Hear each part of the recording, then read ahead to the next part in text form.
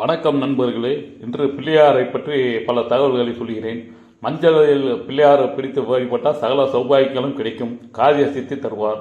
குங்குமத்தால் பிள்ளையார் பிடித்து வைத்து வணங்க செவ்வாய் தோஷம் அகலும். குழந்தைகளை படிப்பில் வல்லவராக திகழ்வார்கள். வெள்ளத்தில் பிள்ளையார் பிடித்து வைத்து வணங்கினால் உடலில் உள்ளேயும் வெளியேயும் உள்ள கட்டிகள் கரைந்து போய்விடும். வளம் தருவார். உப்பினால் பிள்ளையார் பிடித்து வணங்கினால் எதிரிகளின் தொல்லை நீங்கும். எதிரிகளை விரட்டி அடிப்பார். வெள்ளரிக்கில் பிள்ளையார் செய்து வணங்கினால் பில்லி சூனியம் விலகும். செல்வம் உயர செய்வார். விபூதியால் விநாயகர் பிடித்து வழிபட்டால் உஷ்ண நோய்கள் நீங்கும். சந்தனத்தால் பிள்ளையார் செய்து வழிபட்டால் புத்திர பெயர் கிடைக்கும். வாழைப்படத்தில் பிள்ளையார் செய்தால் வம்ச விருத்தி உண்டாகும். வெண்ணெயில் பிள்ளையார் செய்து வழிபட்டால் கடன் தொல்லை நீங்கும். சர்க்கரையில் பிள்ளையார் செய்து வழிபட சர்க்கரை நோயின் வீரியம் குறையும். பசுஞ்சான விநாயகர் நோய்களை விரட்டுவார். கல் விநாயகர் வெற்றி தருவார். புற்றுமண் விநாயகர் வியாபாரத்தை பெருக வைப்பார். மண் விநாயகர் உயர் பதவிகளை கொடுப்பார்.